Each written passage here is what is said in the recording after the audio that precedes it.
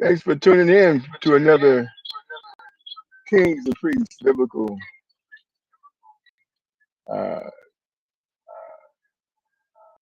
Agreements and Discords. Um, Excuse me, I gotta do something real quick here. I think we have a regular guest today, and they're going to be joining us shortly. Mr. Smith, how you doing? I'm doing fine. Yourself, sir? Doing really well. Doing really well. That's good. Yeah, yeah. We playing a little phone tag Right. today. I mean, I guess I should say. And so just like, you know what, I'm trying to get in contact with Mr. Smith, see how he's doing, touch bases with him, and wasn't able to do so. But I'm glad to see you here. Yes, Mr. New Shoes Peanut, how you doing? Good, I'm good. I'm Haji Me Grave. I'm here, you know what I'm saying? And I'm ready to do the Bible study. It's been a pretty busy week. Things Right. have been going pretty well. Good. How's everything with you all? Everything's going I'm well for great. me. Give me just 1 second, okay? Sure.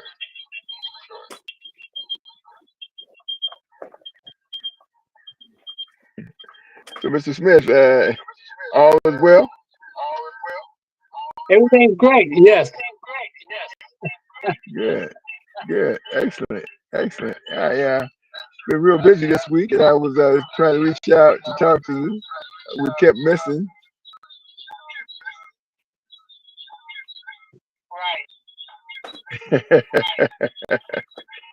It's all good. Yeah, I think Mr. New Shoes Peanut, King New Shoes Peanut went to get his Bible. I'm not sure there he is. Yeah, I'm back. I had to do a little grooming, you know. Ah, Gotta look good, you know. okay. Sounds Gotta good. look good for the women. Oh, Okay. yeah, all Well, right. we got a couple of things that we're going to cover. You want to pray in? You want me to pray us in? Sure. Can I ask you a question? Sure you can. It's probably just on my end, but there is a horrendous echo. Do you hear it Yes, too? I hear too. Yeah, I You kind of hear hear. it? I kind of hear it as well. I think I can get rid of that. We'll No just have to problem. proceed. Yeah, hold on a second here. Let me check here before you all. All right. Okay. How's that? It seems like it's better. It I hope it is. is. Right. Well, it's I had to take care of a few things. I'm the audio guy in this endeavor, so I'm constantly Okay. doing the audio on this end here. I don't know if you guys realize that, but I'm actually the audio guy. I'm the one who switches scenes back and forth to do certain things. So uh, let me see. Hold on a second here. Let me see if I can get this a little. Yeah, Hello? sometimes for the audio I have to have two things going, two devices.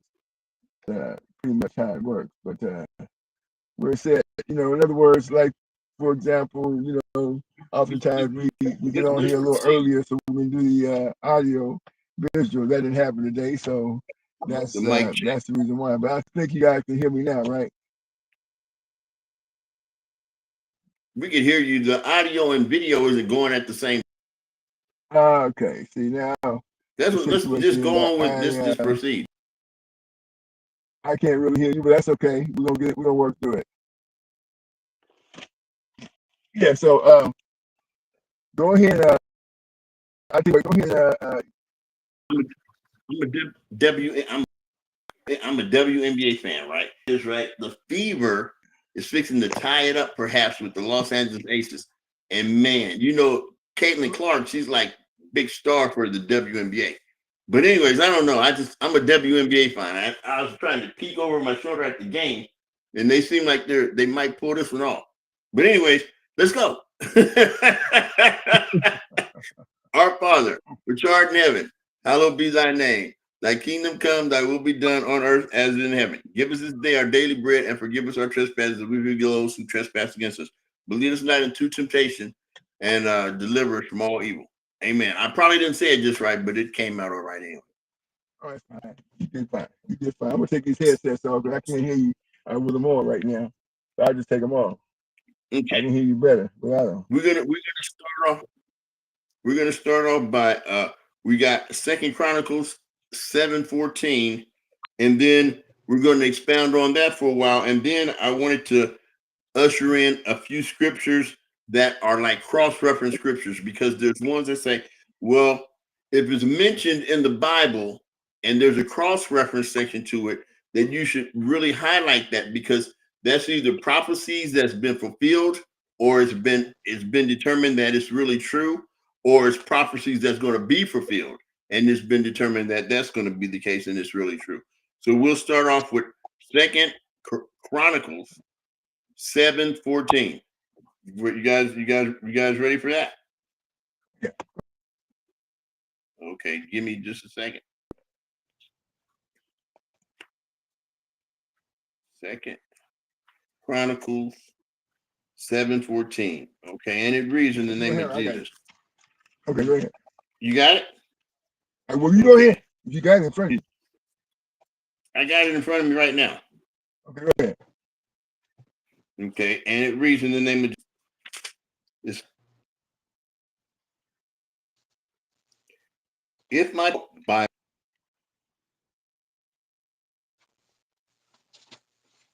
Oh.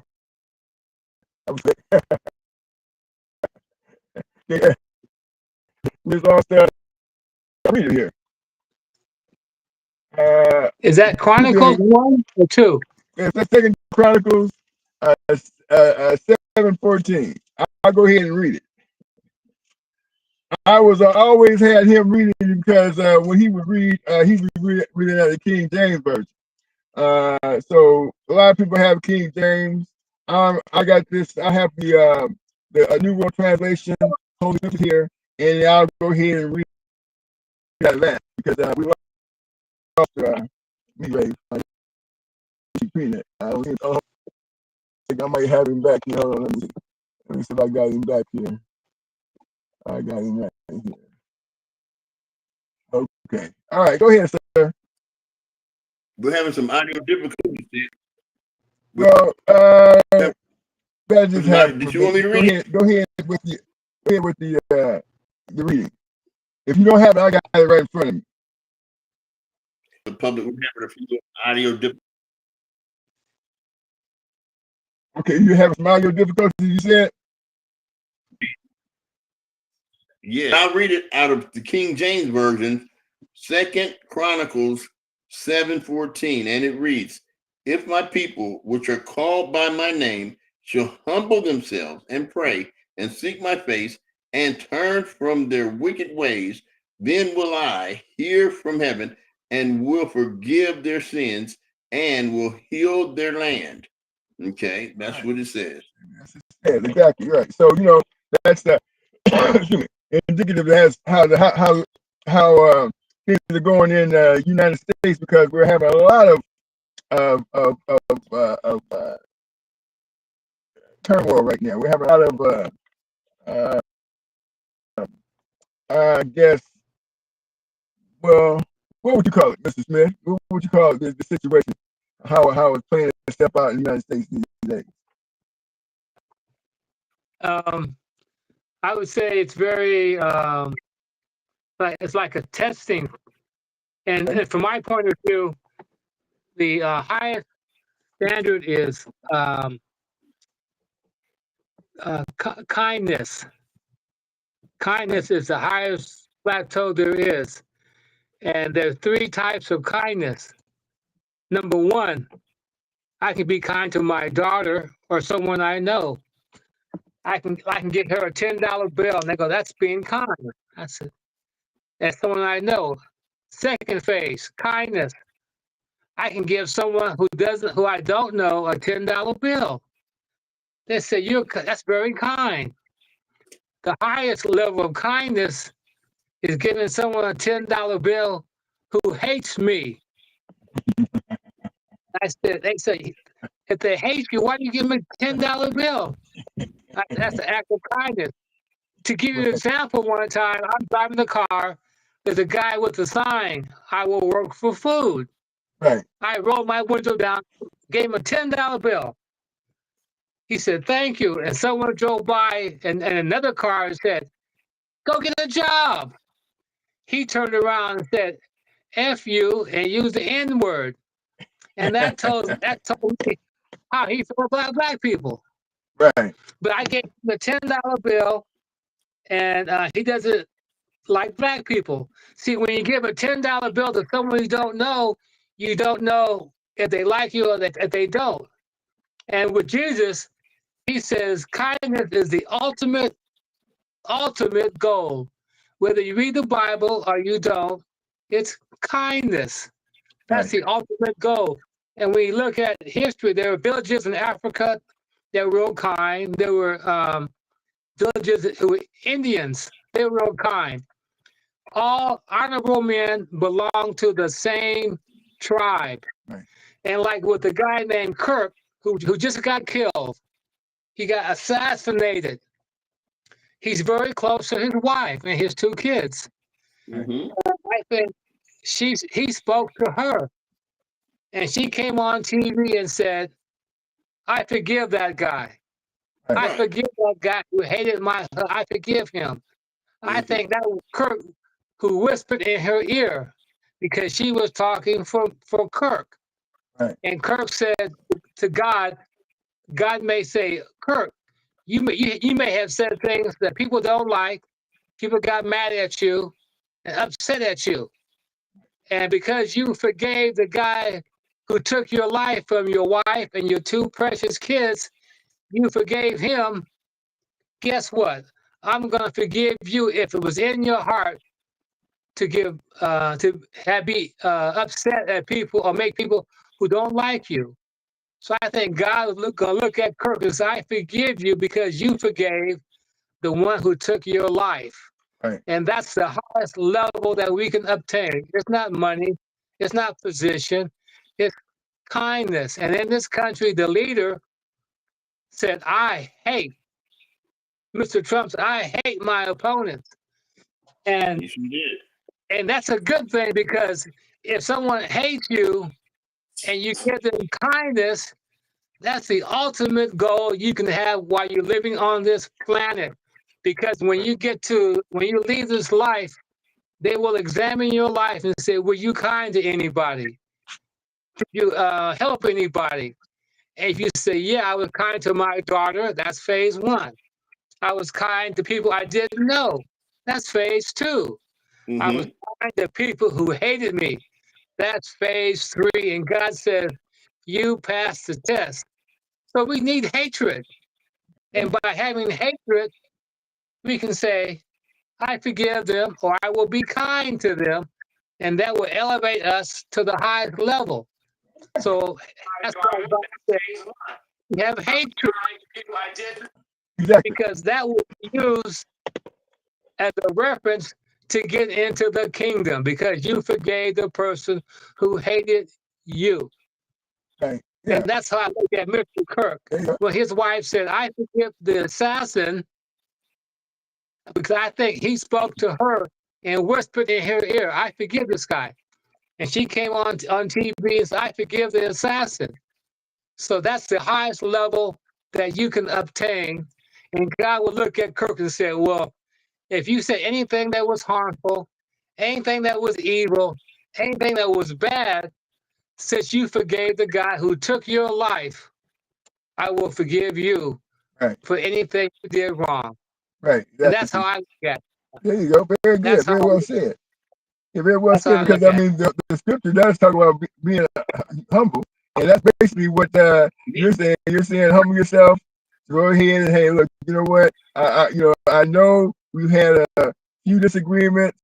I understand that, but whatever disagreements we have, it's, hey, I still, have a certain amount of compassion for you. I have a certain amount of uh, empathy for you. I understand based on your reaction to certain things, you're acting out for whatever reason. Because a lot of times, we think that people are very smart, but they're not as smart as they think they are, especially when they think people are not the same. So quickly, I'm going to go to let's listen to this lady. She's a lady who knows about uh, us as a people, all of us as a people. Let's see what she got to say. Look, boys and girls, the only reason there are white people is because black people came here first, and they faded as they moved farther and farther north from the equator. Their melanin faded so that their skin, their hair, and their eyes got lighter. Their brains didn't get smaller, but their skin, their hair, and their eyes got lighter. That's the only reason you children can call yourselves white. And you aren't white. We are all shades of brown.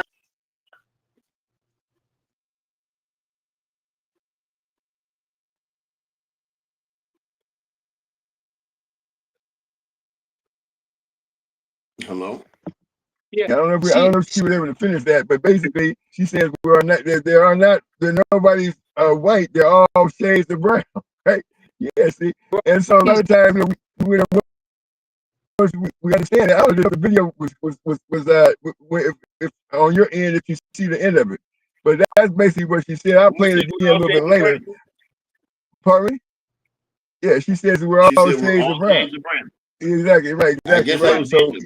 Yeah, right. Exactly. So that's basically what, if we all had that understanding, I'm talking about all of us, then we might get along a little bit better, right? In terms of us being, in a human race, because basically what happened, Miss Kirk, Mrs. Charlie Kirk's wife knew him better and knew exactly better than anybody, right? She lived with him. She had children with him. So she understood certain things, that his thought processes and who he was, maybe being influenced by, and a lot of these other things, right? But these things cause, situations where we have reaction, right? And I want to play a reaction real quick, and then, of course, Mr. New Shoes Peter had his finger up, but he's been looking at the TV, so we'll get back to him in a moment. But we will listen to reactions, to not humbling ourselves and our leaders in this country reacting to it. Here goes. Let's listen to this part of this. Congresswoman Jasmine Crockett. I want to ask you about that in one second, but I do want to start. First of all, welcome. Thank you for being here. With the New York Times reporting that the DOJ closed an investigation into the president's border czar, Tom Homan, after he allegedly accepted a bag of cash from undercover FBI agents. Now, I should say the FBI director and the deputy attorney general say they found no evidence of wrongdoing. You're a member of the House Oversight Committee. Are you going to try to get information about the investigation? This is absolutely something that not only oversight but judiciary should look into, and I sit as the ranking member on the subcommittee for judiciary that is oversight. So this is something that me and my team are definitely going to look into, and hopefully the chairman of that subcommittee is interested in finding out what the truth is, because that is what we are really supposed to do. We are not supposed to figure out who is best friends with the president, and if they are closely aligned with him, then just ignore things while trying to make up things about political opposition. Well, on that note, I do want to turn to something that you heard the senator just say, which is he was talking about a resolution that came before the House this past week honoring Charlie Kirk. And there were 58 Democrats who voted against it. You were one. Yeah. Why? Absolutely. You know what? One of the things I do want to point out that's not been laid out that honestly hurts my heart is when I saw the no votes, there were only 2 Caucasians. For the most part, the only people that voted no were people of color, because the rhetoric that Charlie Kirk continuously put out there was rhetoric that specifically targeted people of color.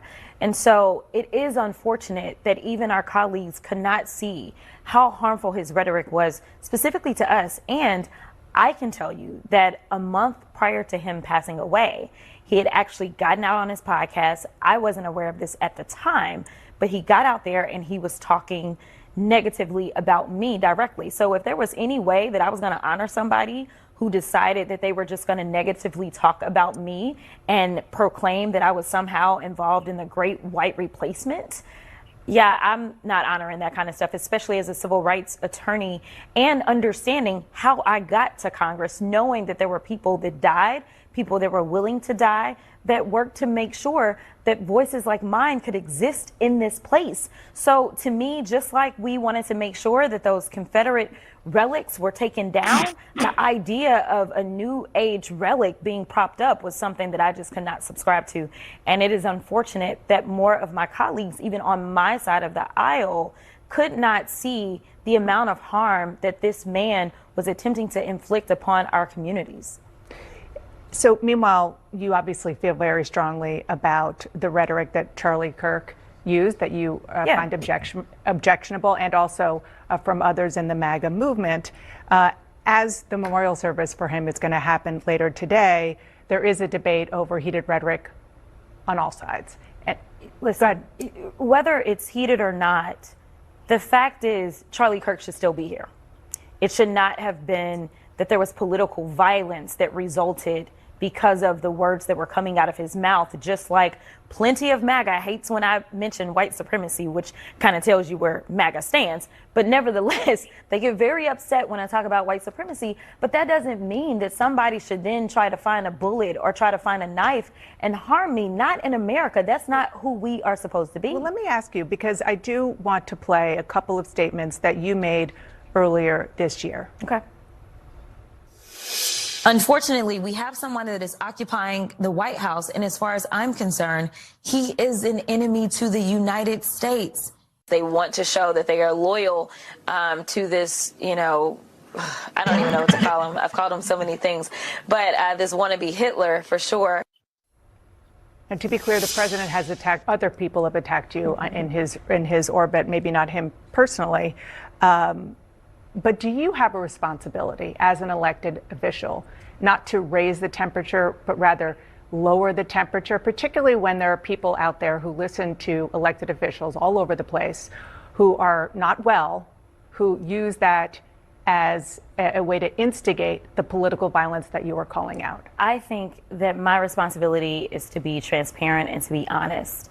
And the reality is that we are living in a time in which this administration and this regime is not interested in making sure that people understand history. We need to understand why they are so problematic. And so I am using that language because it is accurate language. When we see the consolidation of power, when we see them trying to chill speech of jokesters, when we're seeing all of this, that is a playbook out of Hitler, and I won't deny it. Like, these are the facts. But one of the things that I've never done that the president has done consistently is called specifically for violence. He has said, oh, beat that one up. He has said those types of things. We know that Charlie Kirk was saying things about who should live and who should die. I have never said those kinds of things. And I think that those things are the ones that are really, really dangerous. And even still, some of that will still be protected. We know that we still have laws that are on the book that certain speech is not protected, that it does cross over when you are inciting violence, such as what we saw on January 6th,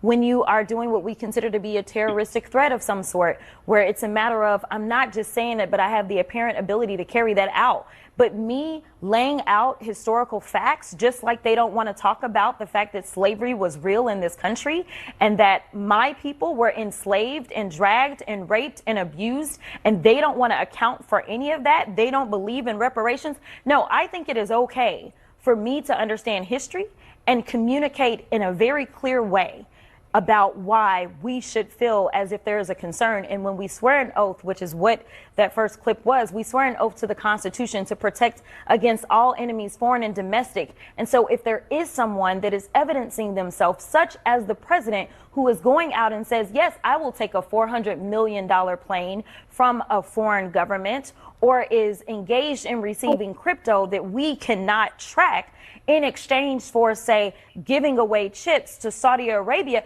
No, we absolutely need to understand how these things could cause us harm, or when he's cozying up to somebody like Vladimir Putin, it's not only a problem for us, but it's a problem for our allies when you have somebody like Poland that is like, yeah, this is what Russia's up to, and the president is like, oh, that may have just been a mistake. We need to understand what all his business dealings are, even with Russia, because that has the potential of putting us in harm's way.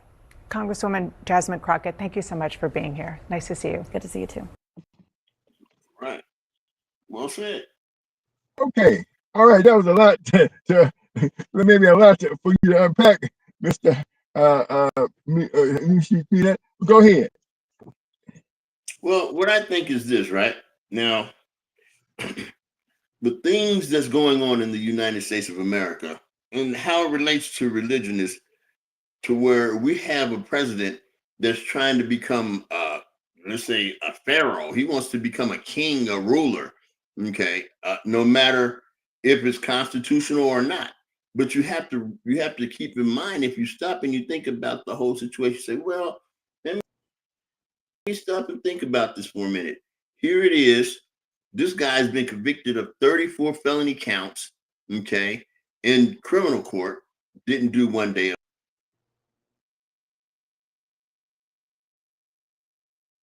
Oh, look like we might have lost Mr. King New Shoes. On my end, he's frozen. What about you, Mr. Hema? Is he frozen on your end? Yes, I can't hear him. He's Okay, frozen. fine. Well, I'll go ahead and expound from my perspective. And from my perspective, Mr. Smith, you gave an absolutely eloquent description of what God would want us to do in terms of, for example, a person, the ultimate display of humility is to give somebody some money that hates you. That was so well said. I hate you. Here's $100, man. I know you said, but I still, God wants me to give you this. That's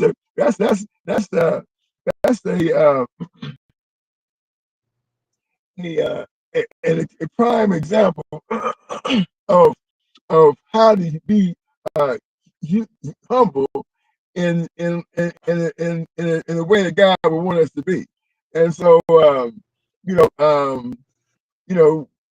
like, for example, we got politicians, we got the situation with what's going on in the country today, and Trump wants to fight everybody, and I mean everybody. So everybody puts their gloves on. Very difficult not to put your gloves on, especially when you live in a country where if you don't have, you don't eat. Okay, you can't get you you're not gonna be with you can't be with us. You cannot live with us. You cannot you can't live like we live. And a lot of these things have a tendency to people go back like she did, talked about slavery, which is true, and I guess if the more compass would be, for example, if we can just, like, for example, not be so fearful that, they would become slaves. That we're all supposed to be slaves to each other. In other words, we're all supposed to be, be having servitude to each other in the first place. It says biblically that the first will be last and last will be first. And so that's basically what I got from what you were saying. You can get a description, Mr. Smith. When the ultimate test is if you give somebody something that hates you. The person said, I don't like you because you're whatever, you're black. So here, well, I tell you what, I got $20 for you, sir. I know you might need it. If you don't need it, you don't have to take it. But if you do, please, I want to give it to you. And that's the ultimate source of God, that dwells in us, that will come out to to go ahead and do that. So I thought that was very good. So I mean, let me ask you this question, Mr. Smith. Where does that come from? I mean, where did that come from? Where do you think that, the way you do that thought process, that's within you, where does it come from? I'm just asking, I'm just curious. Okay, yeah. I read a lot of books, and one book it said by the Hindus, it says it believes a rich man sooner or later must become a beggar for his soul to develop adequately. So, like you said, first will be last, last will be first. In terms of power, have you heard of Genghis Khan? He had a son or grandson. He had, I think it was 12,000 ships, and they went to Japan, and they were going to invade Japan. 12,000 ships. The samurai was on the shore looking at the ships, and guess what happened? A monsoon came and wiped out all the ships, and one ship was left, and that was the ship of Genghis Khan's grandson. He went back to Mongolia. He went back. When the Russians, when the Germans attacked Europe, they came a mile from Moscow. And guess what happened? It was snowing and the equipment froze. The tanks froze outside Moscow. And the war had went the other direction. When I look at people with yachts, he has a $500 million yacht. He has a 300. We look at all the wealthy people, they have these yachts. And I said, well, look at history. What happened to the Titanic? What happened to the Titanic? Right. Okay. You know what's going to happen to those yachts. And when I look at the guy who runs Mark, what's his name? The guy who has Facebook. Mark Zuckerberg. He has a $200 million house in Hawaii. Where is Hawaii? All the islands in Hawaii on top of volcanoes. Oh, wow. Right. That's called the from Japan to California, under the ground, in the water, lines of volcanoes. What's going to happen to his house? San Francisco, New York, LA, they're all located by the water. All by the water. And you can ask Noah what happens with the water, can't you? You can ask Noah about the water. So in terms of the wealth, they have no idea what they're doing. None. None at all. God knows the solution to the problems. It's easy to see, but when you have a lot of money, you really can't see. But in terms of me, with my beliefs about kindness, I don't read the Bible. I don't have a Bible, but I have a daughter that doesn't walk, doesn't talk, can't see. Her classmates all passed away 37 years ago. And her mom left, and she's in my care. And she's the one that teaches me. Right. God doesn't see. God doesn't hear. He doesn't walk. He doesn't talk. He doesn't need that. So she's in the same alignment with God. Right. She has not lied. She has not stole. She has not cheated. She has not committed one sin. So she's the one that teaches me.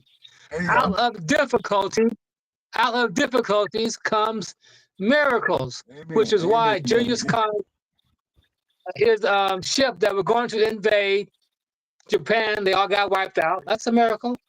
The people that were going to Hitler, he was going to take over Europe. God stepped in, that wiped out. Donald Trump, he says, I hate. I said, Donald Trump, you have no idea what you're doing by saying you hate. You open the door for people to get in. Because to forgive you for what you say is the ultimate line, the ultimate barrier that if we cross that, God will open the door and say, come on in. To give you an example, this weekend, my dad called me. I haven't talked to him in 7 years. He called me. He said, I have all these coins. I've been collecting coins since I was a little boy. 60 years I've been collecting nickels and dimes and pennies. So my family knows I collect coins, okay? He called me and says, your sisters don't want the coins. I'm going to give them to you. So I go over there and get the coins. And I said, okay, I'll tell you the value of the coins. I opened the container. The coins belonged to my mom. It had all her jewelry in it. So I go and I put every single piece of jewelry in a container. I called my dad. I said, I assessed the value of the coins between $12,000 and $14,000. He said, well, I'm going to call your sisters. And I want you to bring the coins over and we're going to talk about it. I said to myself, I thought you gave me the coins. I didn't tell him that. I thought you gave the coins to me. But when I said $12,000 or $14,000, he's going to call my sisters and we're going to have a meeting on Tuesday. I took the coins to him on Friday. I said, here, you had the coins. He said, write me a promissory note. I said, promissory note? I don't owe anybody any money. I don't have any money. Write me a promise. So we got into an argument, and I told him it's easier for a camel to go through the eye of a needle than for a rich man to go into heaven. And we talked. He said, I'm going to give your son and your daughter, the daughter that my wife mentioned to you, Ted, I'm going to give them $20,000. I'm going to buy your son a car. I buy him a car. Now, you know my car situation, don't you, Ted? I do. My car, you buy my grandson a car and threw it in my face. I said, fine. I said, well, you can keep the coins. He said, on second thought, you can take them. We had a long discussion. So I bring the coins back home. And the day you called me, Ted, my phone was buzzing off the line, burning off the line. I'm doing my yoga, which is why I was able to talk to you. I do yoga nutra. And anyway, the phone was buzzing off the hook. I answered. My dad said, well, can you bring the coins back? Because there's some coins that don't have face value. I said, I'll bring them back. Okay. Because he wants to get rid of all the pennies and nickels. So I bring him the coins. He said, well, I think I should put them back in my safe deposit box. I said, do whatever you want to do. You can keep the coins. He said, do you want a key to your safe deposit box? I said, no, you can give them to my sisters. They can have all the coins. I walked away. And that saying, it's easier for a camel to pass through the eye of a needle because the camel's carrying jewelry, carrying cargo, and say, take it. It doesn't belong to me. I can get in the kingdom because I'm carrying somebody else's water. But the rich man says, I'm not going to give up my stuff. I'm not going to give up my diamonds. I'm not going to give up my jewelry. I'm going to keep it. And I told my dad, you keep all of it. Keep it all. That's not going to stop me from getting in. But it may stop others from getting in. Right. So you keep all that stuff. And I walked away because he said, $14,000, huh? I'm going to put it back in my safe deposit box. And the kicker was it belonged to my mom. It's not his, my mom. He's gonna call my sisters and say this is worth between $12,000 and $14,000. They have no idea what I did to get to that assessment. So if they try to sell it, they may get $50. They may get 50 fool's gold. They may get $50. But he wanted to keep the coin because he associates valuation with it. I'm the camel, taking everything. I'm getting in. My dad said, give me those coins.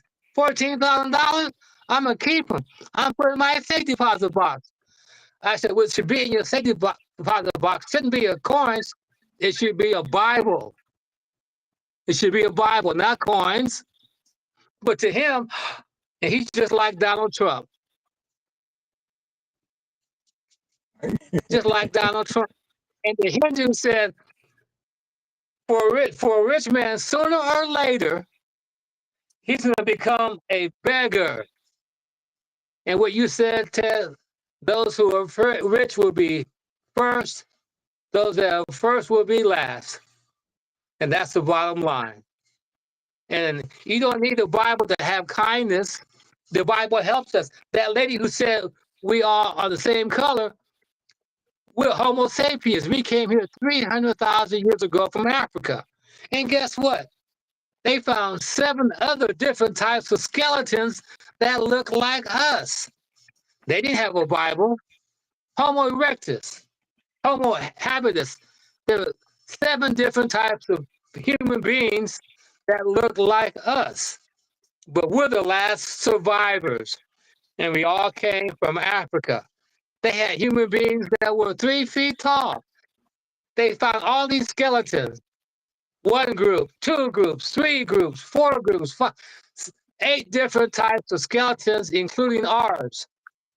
And the other 7 are not here, but we are here. We are here. Now, did God have a Adam and Eve, all of them? I don't have a clue. All I know is that God looked at us and said, I'm going to give you a chance.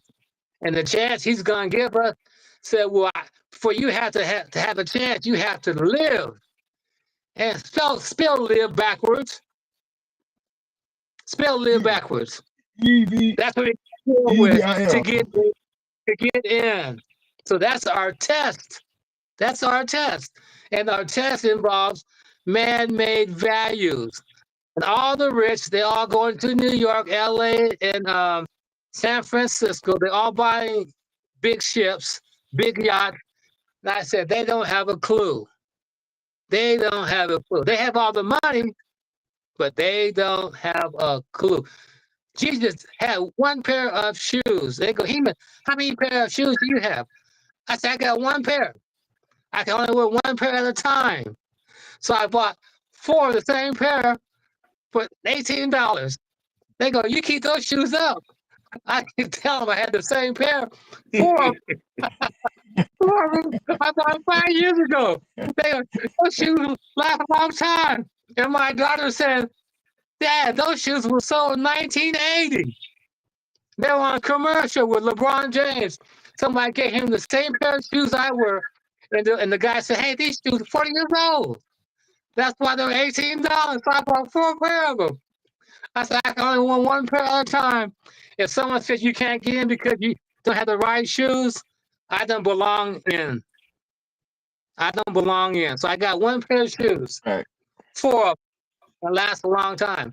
But I'm sorry to get off the track, but that's the bottom. You're right on point. Go ahead. The bottom line is valuation, and human beings always put valuation from 0 to 10. Where's God?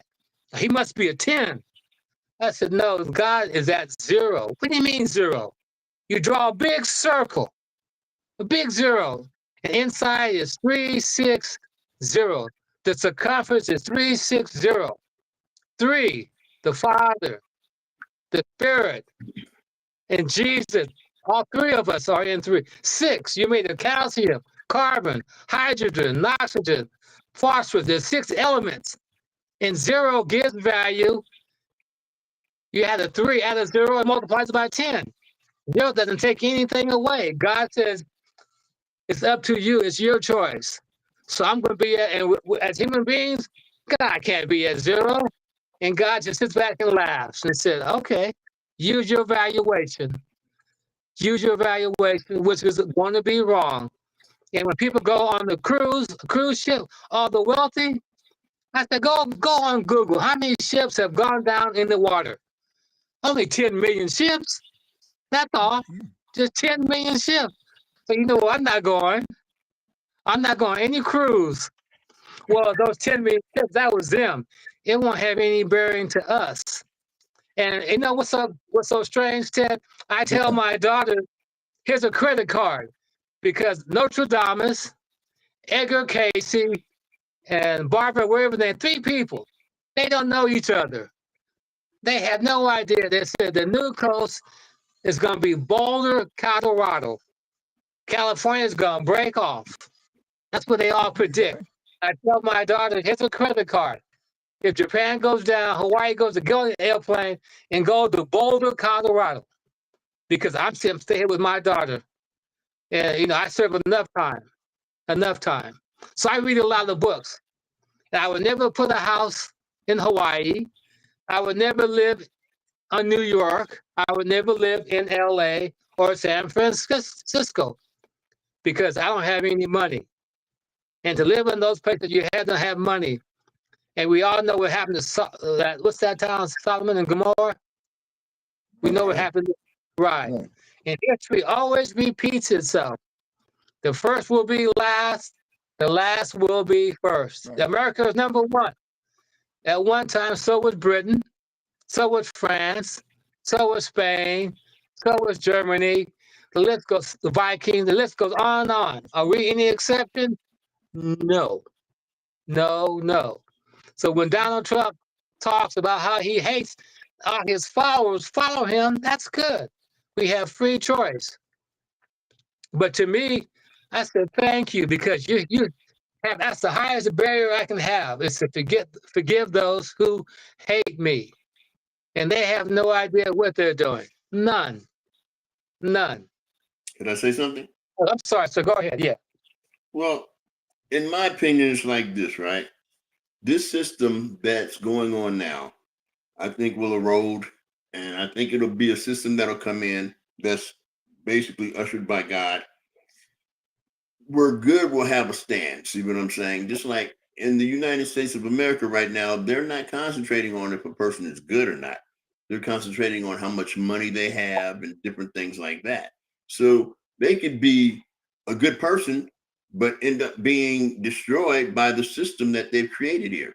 So in God's system, it'll be to where if you're good, you'll advance, not if you're necessarily wealthy. Okay, your goodness will be what it will be, the factor that will enable you to excel and have more status and do different things. That's what I think.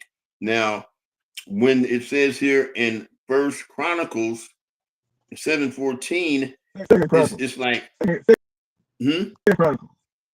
Second Chronicles. Second Chronicles, right? Yeah. It says, "If my people, which are called by my name, shall humble themselves and pray and seek my face and turn from their wicked ways, then will I hear from heaven and will forgive their sins and will heal their land." So you have to understand that there's a certain amount of things that go into the land, okay, that makes it to where it's fortified to do certain things. Like here, it's been instituted to where if you have a lot of money and different things like that, you're more established. In the way that is God's plan is going to be, if you're good, okay, you'll get more things out of life. See, so it's a real big different contrast. And here it even talks about the land. He'll heal the land. He says he will hear it from heaven. He will hear that they've turned away from their wicked ways from heaven. He'll hear it. And then he will forgive them and heal their land. So there's a lot of factors going on here. The system that's in right now, in my opinion, will erode. And the system of being good, okay, and like it says here, it says if they humble themselves, okay, and turn away from their sinful ways, you know what I'm saying? And what's happening now is there's a lot of things that happen that it's basically what man is ordaining, okay? It's not God ordaining these things, it's man ordaining these things. See, just like here it is, Donald Trump, 34 felony convictions. But did he go to jail? No. Why? Because man ordained that he wouldn't do that. See what I'm saying? It wasn't God that ordained that he wouldn't do that. It was a man system that ordained, okay, well, if he becomes president, then he won't have to go to prison. So he became president, so he didn't have to go to prison. Okay. So a lot of things are the things that man ordains right now. God's order is coming in, but it may take a little while. I don't know how long it'll be, but I believe that that's the factor that will establish things to go in the right direction. Like me, I don't see myself how I really look, but does it stop me from ministering and learning the word of God? No, I still keep going because I think that that's an important process to understand what God values. See what I'm saying? I mean, there's things that's going on in my life that there's men that say, I never heard about you doing these things, but does it disturb me from going to the word and ministering and getting into the Bible? No, it's still, I still stay grounded in the Word of God. So I don't really get shook up by a lot of things. I just keep going, because one thing about life is it's I can't stop it from happening. See what I'm saying? I if I tried to kill myself, it probably wouldn't succeed. I'd probably still wake up and still be going about life. So I have to deal with On that it. note, let me read this. Let me read this real quick, because we're getting close to the hour. We got like 10 minutes. I'm gonna read this real quick, because this is what the book says. God's word says what will happen if you don't do what I asked you to do in 2 Chronicles 7 and 14. So I'll go to Leviticus 14, and I'll read from 14 to 17, and then after that, you gentlemen have the floor. However, if you will not listen to me, nor do all these commandments, 15 says, and if you will reject my statutes, and if your souls will abhor my judicial decisions, so as not to do all my commandments to the extent of your violating my covenant, 16, then I, for my part, shall do the following to you, and in punishment I shall certainly bring upon you disturbance with tuberculosis and burning fever, causing the eyes to fail and making the soul pine away. And you will simply sow your seed for nothing, as your enemies will certainly eat it up. 17. And I shall indeed set my face against you, and you will certainly be defeated before your enemies. And those who hate you will just tread down upon you, and you will actually flee when no one is pursuing you. So on that note, that's basically where those that are disobedient, not doing what it says in Second Chronicles 7 and 14 will so that have was to look forward to. That's Leviticus. What is that again? Leviticus 26, 14 through 17. Okay, got that. Yeah. All right. Yeah. So you have to realize that Well, hold on a second before you start. I think Mr. Smith was going to say something before I interrupted. Go ahead, sir. Yeah, I just want to say one thing. You're right. There are people who have wealth who are good. Good. They're good to the family. They're good to the employer. They're good to themselves. They have good cars, good houses, good income, and they're good people. And when you say, can we build a homeless shelter next to your house? What are they going to say? When the man that pushes the shopping cart says, can I rest in front of your house? What are they going to say? When someone says, I don't have a job, I don't have any money, I don't have any place to stay. The people who are good to themselves, good to the family, good to the employer, good people who go to church, when they're confronted with what the Lord says, here's the test, are they going to pass the test or not? They can be good people all they want. They can go to church, do all the good things. But when someone who has no money, has no house, has no clothes, only has hunger, and the book says, Moses said, if you feed the hungry, you feed God. I'm at the bank one time. A girl was sitting down at the bank, and some guy walked in front of her, took out $100 bills, and looked at her and said, you need therapy. You need help. You need to get a job. You need to get on your face. I went to the machine, took money out, handed her a $20 bill. She got up and walked away. Walked away. I said, well, that leaves me with $80 left. And she walked away. And I said, I didn't ask her what she was going to use it for. All I knew is she was sitting in front of the bank, and people don't sit out with a sign that said they're hungry. People don't ask for money. They don't want to do that. But when they do that, That tells you where they're at in life. And God says, when you see someone at that stage in life, you hand out your hand and you pick them up. Now, the people who are good people, who have good jobs, good money, good housing, good food, good families, when they say, are you going to extend a hand? And what are they going to say? Some may say yes, but the majority are going to say, and you know the answer to that question. So you're right, there are good people. But when God puts them to the ultimate test, are they going to pass the test? And we all know the question to that. If you have money in your account, do you want someone who has nothing to be next to you?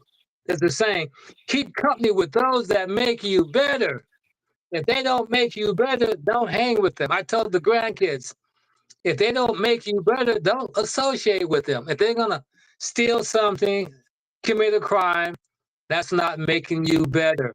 Walk away. So we know about the wealthy. But once again, God says this is the ultimate test. And we, heaven's gone, when they say heaven and earth, we know heaven may only have a few people, but earth may have a whole lot because people on earth go with earth values. And the bottom line, I'm going to get mine. And on this planet, we have a value. If you lose your leg, that's a monetary value. If you lose your arm, that's a monetary value. If you lose your eye, the insurance companies will tell you what your limbs are worth. Even though they can't replace it, only God can give you that element. But we give a monetary value to your pain. Oh, you were hit by a car? Well, you're going to get this much. You lost your foot? You lost your hand? You lost your child? This is how much you're going to get. You lost your freedom? It's all man-made values. And when I look at God, I said, God, do you have any money? God says, I don't have a single penny. I don't have a single penny. Yeah, Look okay. at Jesus. How many pairs did Jesus have? I had the same number of pairs of shoes Jesus has. One. Right, right. I don't have Yeah, a car. that's Only good. car I have is my mom's car. I don't even... Go ahead, Ted. I'm sorry. I'm The gonna let floor is yours. Mr. New Shoes Peter go ahead and have you got about a minute, sir, before we close the show. I mean, I concur with what you're saying to an amount, Mr. Heman. I mean, but my whole thing, my assessing of it is that God's order is going to come in, and God's order is going to be where people have to be good, not have to be rich. Okay, they have to show goodness in order to basically make it to where they're going. That's all I wanted to say, and I have a feeling that it's coming soon.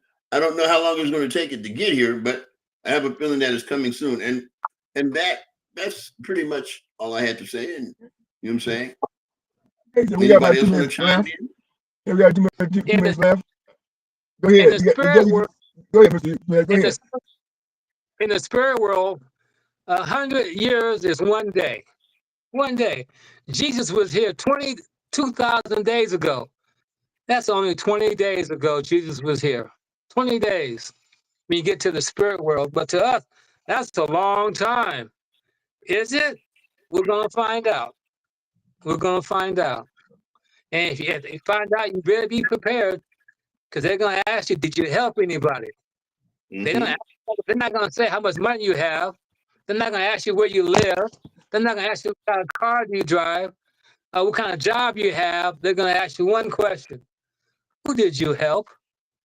Who were you kind to? That's the ultimate barrier of judgment, and that belongs to the hands of God. All right. The floor is yours. Good. Well, we appreciate the input, gentlemen. I want to thank God for another opportunity to come together and guided by His word.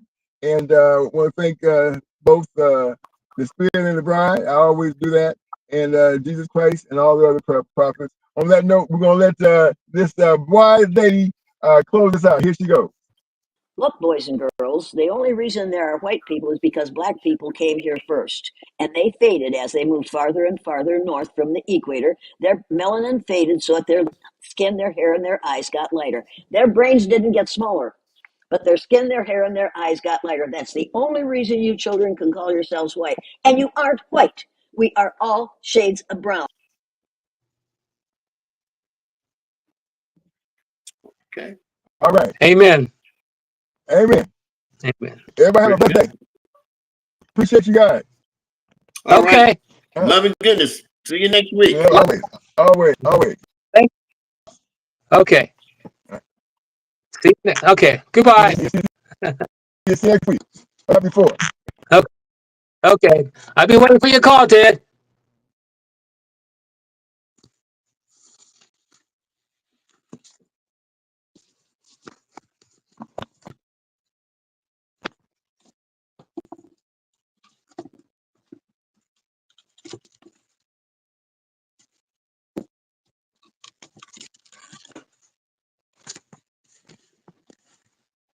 Okay, Kim.